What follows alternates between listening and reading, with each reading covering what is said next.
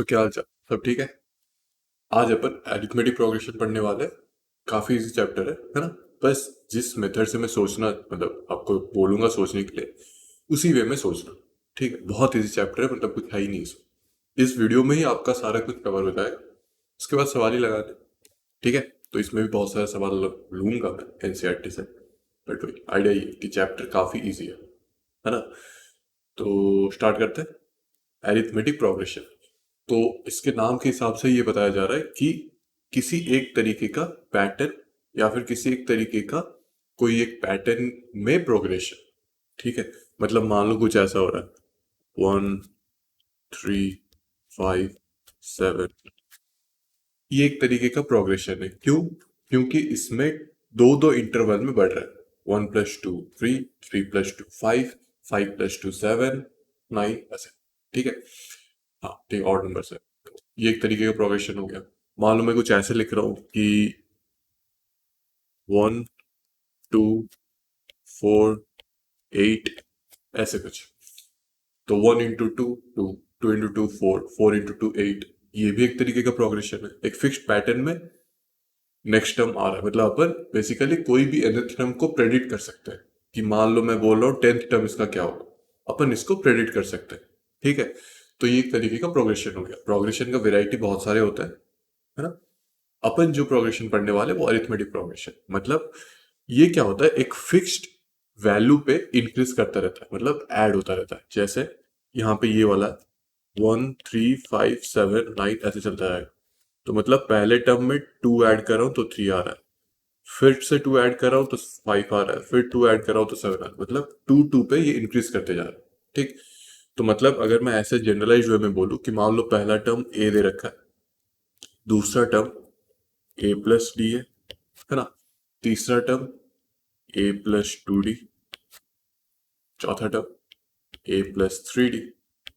ऐसे करते करते nth टर्म क्या आएगा, गेस करो। पहले टर्म में क्या हो रहा है, A + 0D ऐसे बोल सकते हैं। दूसरा टर्म में A + 1D। मतलब क्या हो रहा है कि जो पोजीशन है, मान लो मैं तीसरा टर्म ले रहा हूँ, ये वाला तीसरा टर्म ले रहा हूँ, तो पहला टर्म प्लस तीसरा पोजीशन है 3 -1 × D, ये हो रहा है। नेक्स्ट टर्म अगर ले रहा हूं तो वही फर्स्ट टर्म प्लस चौथा पोजीशन है तो 4 - 1 × D। पैटर्न नोटिस कर रहे हो, है ना। तो अगर मैं nth टर्म बोलूं TN, इसको मैं nth टर्म बोल रहा हूं, है ना।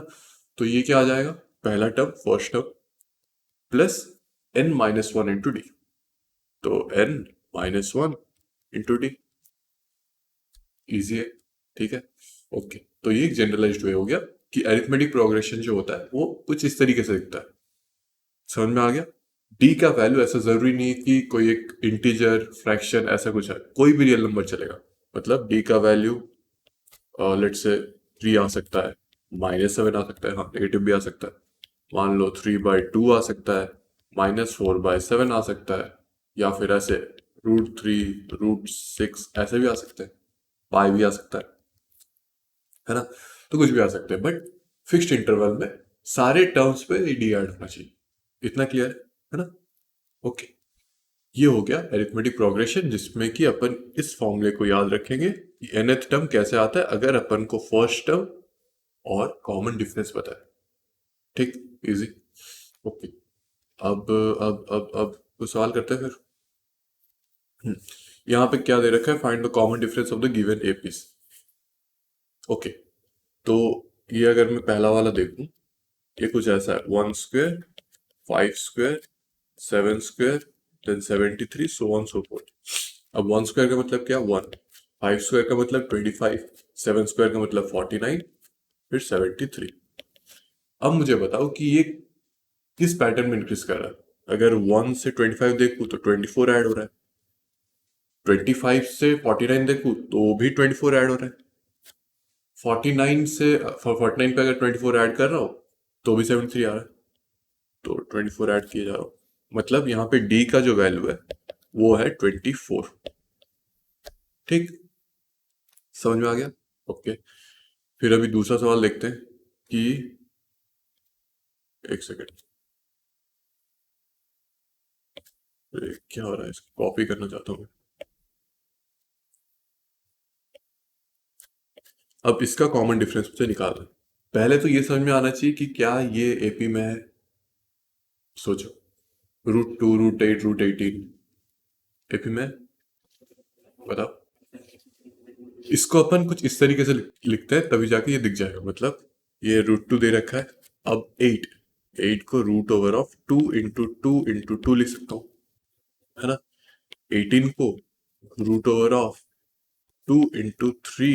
इंटू 3 ऐसे लिख सकता हूँ, सो ऑन सो फोर्थ। ठीक, तो ये तो √2 आ गया।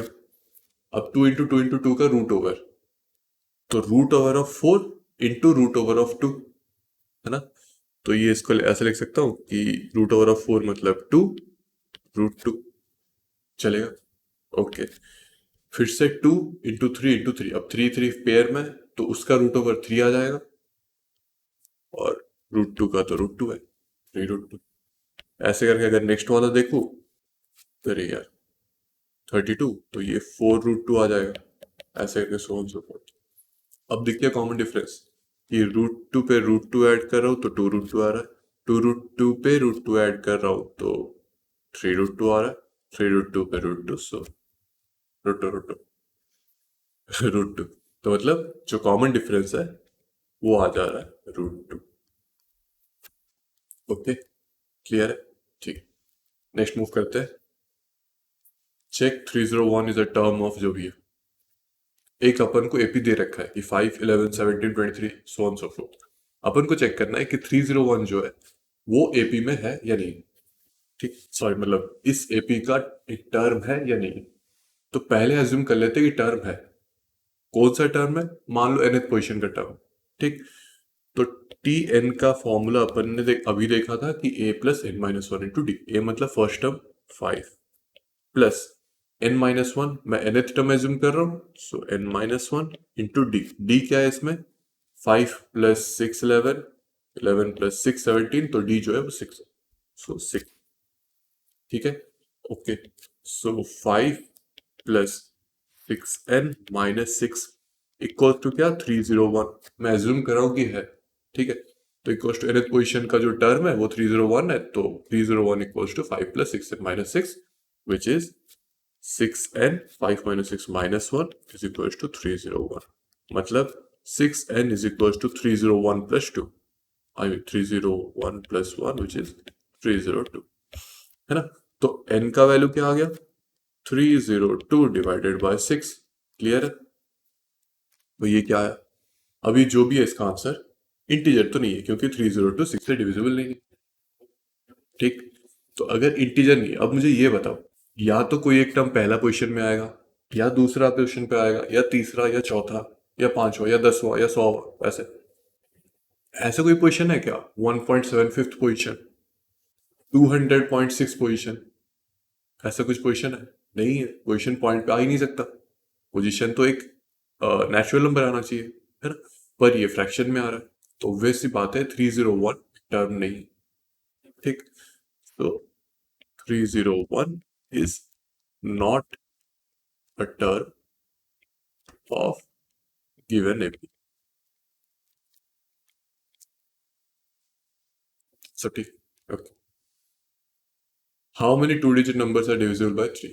पहले तो टू डिजिट नंबर स्टार्ट कहाँ से होता है? 10 से। खत्म कहाँ होता है? 99। अब मुझे बताओ कि पहला टू डिजिट नंबर जो कि 3 से डिविजिबल है। 3 इंटू 2 6, 3 इंटू 3 9, 3 इंटू 4 12। तो पहला टू डिजिट नंबर जो कि 3 से डिविजिबल है वो हो गया 12। और आखिरी थ्री डिजिट नंबर जो कि 3 से डिविजिबल है 99, है ना। Two digit number, sorry.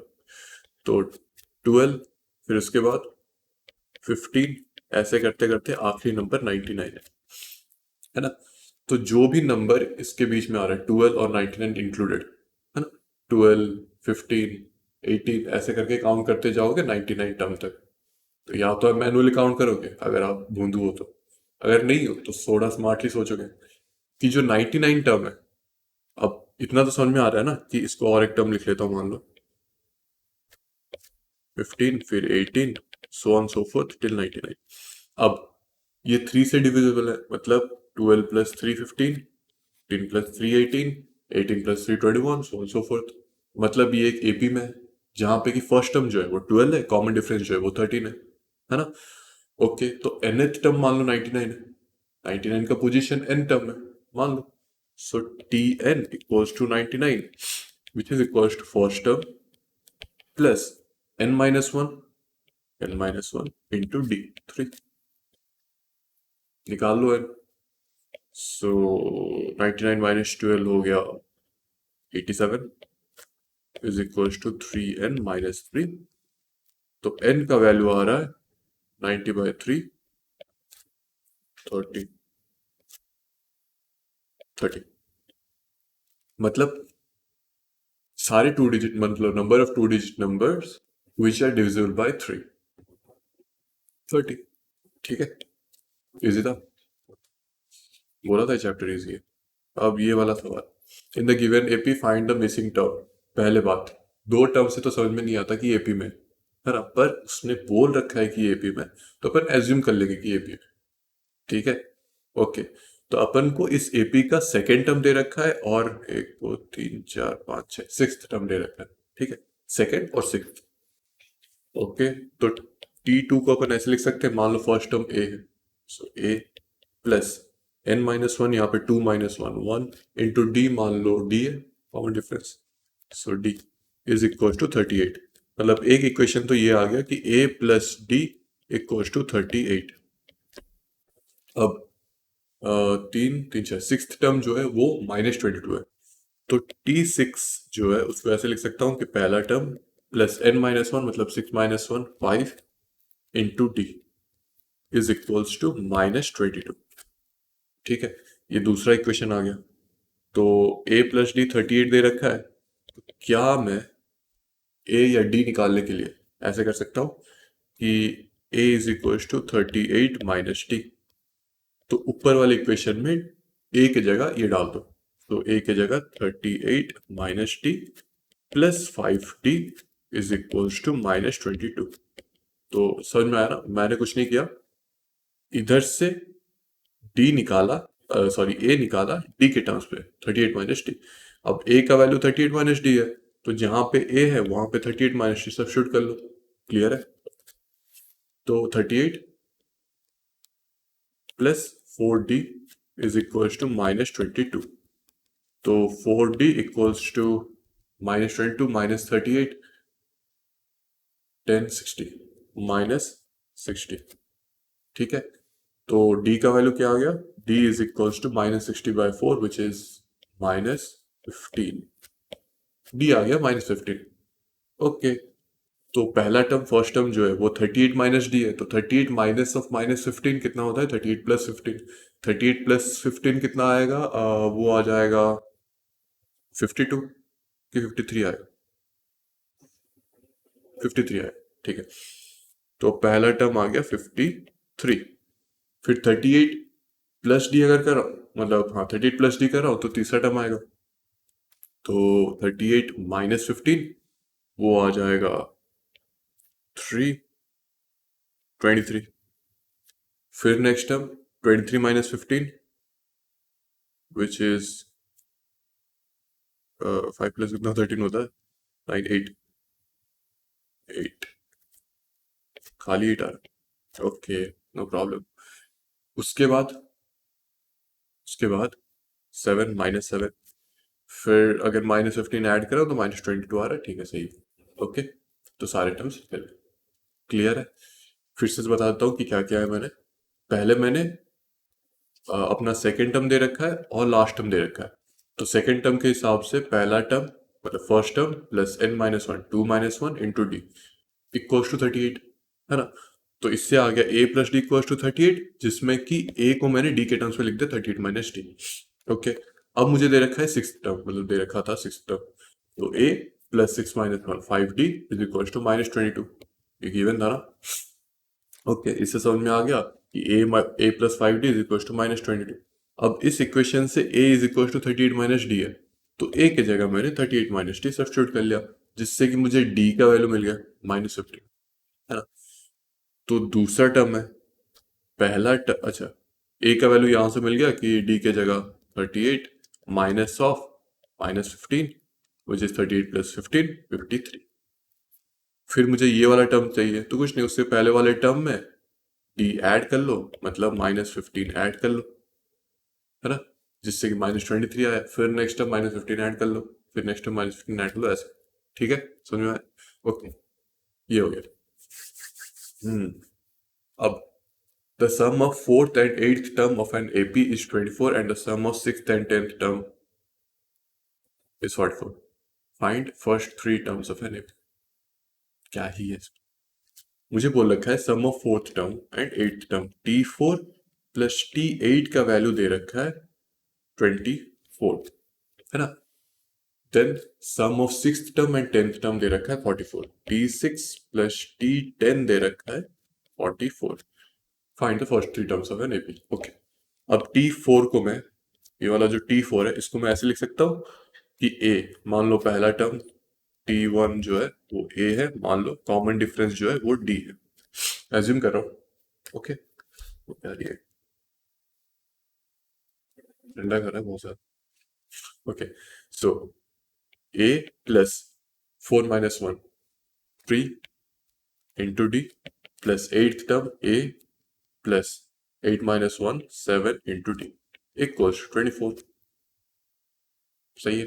Okay, फिर T6, मतलब ये पहला इक्वेशन आ गया, इसको मैं अगर सिंप्लीफाई करके लिखूं तो A plus 8 2A 7D plus 3D 10D is equal to 24।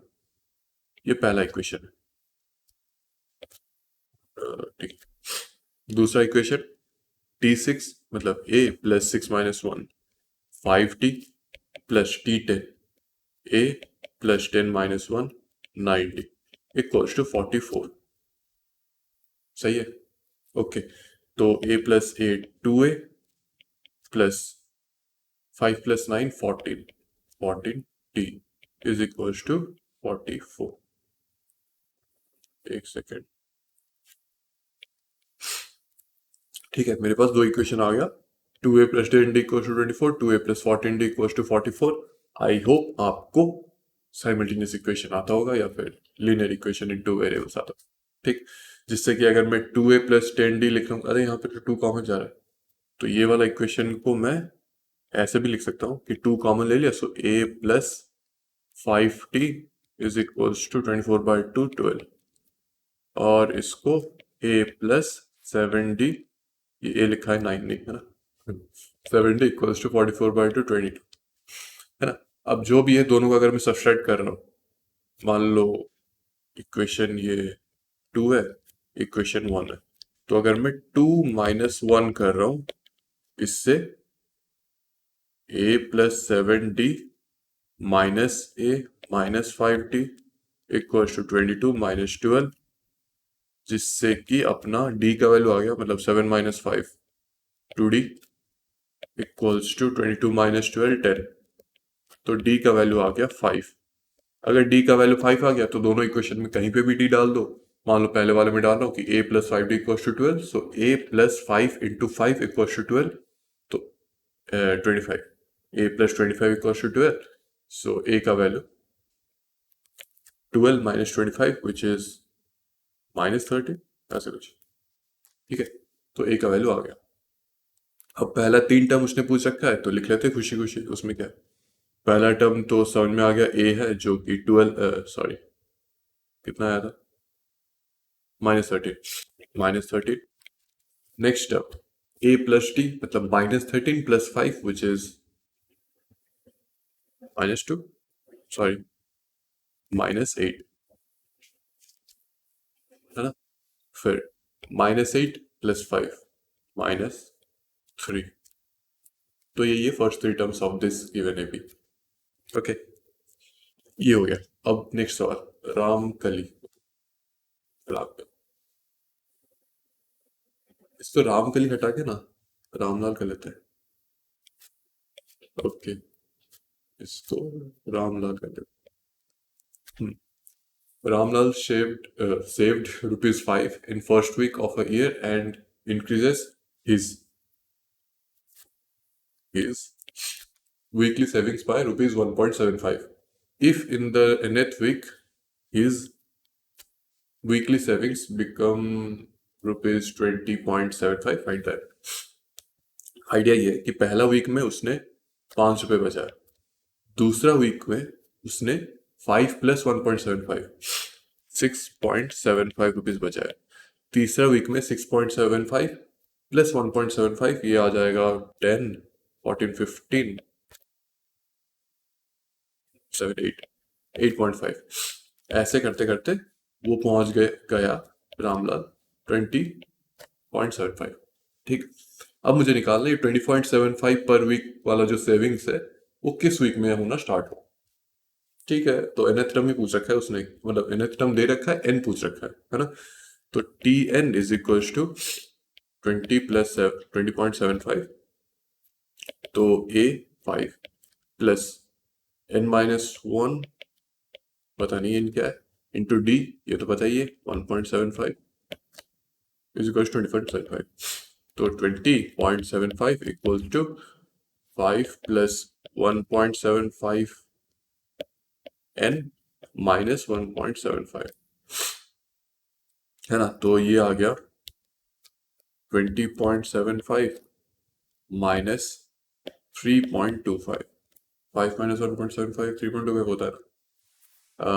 हाँ ठीक है, सही. Is equals to 1.75 n. तो 20 - 3.25 ये आ गया 5 17.5. 17.5 इक्वल्स टू 1.75 n. तो n इज इक्वल टू 17.5 डिवाइडेड बाय 1.75 जो कि आ जाएगा 10 है ना. तो n का वैल्यू आ गया 10. सही है. ओके. मुझे लगा था कोई गंदा सा वैल्यू आएगा. गंदा ऐसे इंटीजर ही आना चाहिए, मतलब नेचुरल नंबर ही आना चाहिए. ओके, जो भी. ये हो गया सॉल्व. नेक्स्ट. अरे sum of n terms of an AP. Sum of n terms of an AP किसका डेरिवेशन. पहले तो अगर आपको डेरिवेशन में इंटरेस्ट है, अगर है तो इसको देखो, वरना डायरेक्टली मैं पहले फॉर्मूला बता देता हूँ कि सम ऑफ, मान लो कोई एपी दे रखा है a + t a + 2d ऐसे करते करते a + nd मान लो ये दे रखा. तो ये सारे टर्म्स का जो सम है वो एंड में आएगा. मान लो मैं Sn बोल रहा हूँ, ये हो जाएगा n/2 whole 2a + n-1 into d ऐसे लिख सकते हो, और n/2 होल a + tnth. ठीक है. आपका डेरिवेशन के बाद आंसर ये आएगा. अगर आपको डेरिवेशन नहीं देखना है सीधा स्किप कर लो क्वेश्चन. ठीक है, पर मैं डेरिवेशन बताऊंगा. Okay. So sum of n terms, तो Sn का मतलब ये है कि a plus next term a + t plus उसके बाद वाला टर्म a + 2d ऐसे करके चलता जाएगा, है ना. तो ठीक है भाई, अब nth टर्म क्या होगा, a + n-1 इंटू d. ठीक. अब Sn को ऐसे भी तो लिख सकते हैं, पहले a + n-1 इंटू d, उससे पहले वाला टर्म जो है वो a + n-2 into d plus a + n-3 into d ऐसे करते करते फर्स्ट टर्म तक. ये क्या क्या मैंने फर्स्ट टर्म से लास्ट टर्म को ऐड कर रहा हूँ, है ना. मतलब फर्स्ट टर्म, फिर second term, third term, fourth term, ऐसे करके लास्ट टर्म. और इस केस में last term, second last, third last, ऐसे करते करते फर्स्ट टर्म तक जा रहा हूँ. ठीक है. डिफरेंस थोड़ी है कुछ, 2 + 3 बोलो या 3 + 2 बोलो, बात तो एक ही है ना. अब क्या कर रहा हूँ, ये दोनों को ऐड कर रहा हूँ. इसका फर्स्ट टर्म, ये लास्ट टर्म, ये टर्म, फिर ये वाला टर्म, ऐसे ऐड कर रहा हूँ. तो 2 × Sn equals to a + a 2a + n-1 into d. मतलब मैंने ये वाला टर्म और ये वाला टर्म अगर ऐड किया है मैंने, इसको और इसको, फिर मैं इसको और इसको ऐड करूंगा तो उसका भी आंसर ये आएगा, a + a 2a + n-2d + d n-1 into d. फिर उसके बाद अगर मैं फिर से इस टर्म को और इस टर्म को ऐड कर रहा हूं तो आंसर फिर से वही आएगा, 2a plus n minus one into D, है ना। तो ऐसे करते करते n टर्म्स तक, n टर्म्स जो भी मैं ऐड कर रहा हूं तो लास्ट वाला भी आंसर यही आएगा, 2a plus n minus one into D. ठीक है, अब ऐसे टर्म्स कितने हैं, n टर्म्स है, मतलब ये पहला, फिर दूसरा, तीसरा, ऐसे करके n टर्म्स है। ओके, तो 2 टाइम्स एस एन को मैं ऐसे लिख सकता हूँ, n times 2a plus n minus one into D. Clear है, तो एस एन का वैल्यू क्या आ गया, n से मैं 2 डिवाइड कर लेता हूँ, n by two whole 2a plus n minus one two D. लो, हो गया डिराइव आपका फॉर्मूला, क्या ही था इसमें, है ना। Okay, next, find sum of first N terms, first N positive integers. Positive integer ये बेसिकली लॉन्ग फॉर्म में बोलने का कि नेचुरल नंबर्स का एडिशन पूछ रखा है। ओके, तो नेचुरल नंबर्स क्या होगा, फर्स्ट टर्म 1, फिर 2, फिर 3, 4, मतलब कॉमन डिफरेंस क्या है, 1 का डिफरेंस है। हाँ हाँ, हर नेचुरल नंबर, मतलब नेचुरल नंबर का जो सीरीज है वो एपी में ही है ना, एक एक बढ़ रहा है। ओके, तो सम पूछ रखा है, सो let's say S N is equals to A, I mean sorry N by two whole 2a, मतलब 2 times 1 plus N minus one into D. D क्या है डी, 1, तो n by two whole 2 plus n minus one, तो n by two whole n plus one, ये आ गया sum of n natural numbers. ठीक है, काफी सुंदर सा आंसर है। Okay, next, spiral made up of, अच्छा ये क्वेश्चन, ये सवाल पढ़ने से अच्छा है मैं आपको सवाल समझा दूं। ये क्या हो रहा है कि यहाँ पे दो सेंटर पॉइंट्स है ए और बी। ठीक है, मैंने क्या किया, मतलब क्वेश्चन के हिसाब से ए को सेंटर एज्यूम करके 0.5 का एक रेडियस लिया और एक सेमी सर्कल ड्रॉ कर दिया। ठीक है, उसके बाद बी को सेंटर एज्यूम किया और 1 लेके एक सेमी सर्कल ड्रॉ कर दिया, रेडियस 1 लेके एक सेमी सर्कल ड्रॉ कर दिया। ठीक है, फिर से ए को सेंटर लिया और 1 प्लस 0.5 विच इज 1.5 लेके और एक सेमी सर्कल ड्रॉ कर दिया। ठीक है, फिर बी को सेंटर लिया, 1.5 प्लस 0.5 ये आ गया 2, तो 2 रेडियस लेके, है ना, रेडियस 2 लेके एक फिर से सेमी सर्कल ड्रॉ कर दिया। तो अपन ऐसे सेमी सर्कल्स ड्रॉ कर, हमको क्या निकालना है कि अगर ऐसे 13 कंसेक्यूटिव सेमी सर्कल्स है, ये एक सेमी सर्कल हो गया, ये दूसरा, तीसरा, चौथा, ऐसे करके 13 सेमी सर्कल्स है, 13 नहीं 13, होता है लेम जोक्स होता है बीच बीच में आता है। ओके, तो 30 सेमी सर्कल्स है, 30 सेमी सर्कल्स का टोटल लेंथ निकालना है। ठीक है, बेकार सवाल, बहुत बेकार सवाल। पहला जो सेमी सर्कल है, अरे हाँ ठीक है, ये जो पहला सेमी सर्कल है, ए को सेंटर लेके जो अपन ने ले रखा है, इसका लेंथ कितना है, सेमी सर्कल है, पूरा सर्कल होता है तो 2 पाई आर होता है, सेमी सर्कल है तो पाई आर, आर का वैल्यू 0.5। तो पहला सेमी सर्कल का जो लेंथ है वो पाई इंटू 0.5 है, दूसरा सेमी सर्कल का पाई इंटू दूसरा सेमी सर्कल का रेडियस कितना है, 1, 1, फिर तीसरा वाला पाई इंटू 1.5, ऐसे करते करते जा रहा है, 13 सेमी सर्कल्स है ना। ठीक, तो T13 क्या आ रहा है, अच्छा मेरे को पूछा क्या है उसने, और is the total length of such spiral, अच्छा टोटल लेंथ पूछ सकता है। तो बेसिकली अगर मैं ये देखूं तो ये फर्स्ट टर्म 0.5 पाई, सेकेंड टर्म पाई, थर्ड टर्म 1.5 पाई, ऐसे करते करते ये प्रोग्रेशन इंक्रीज कर रहा है।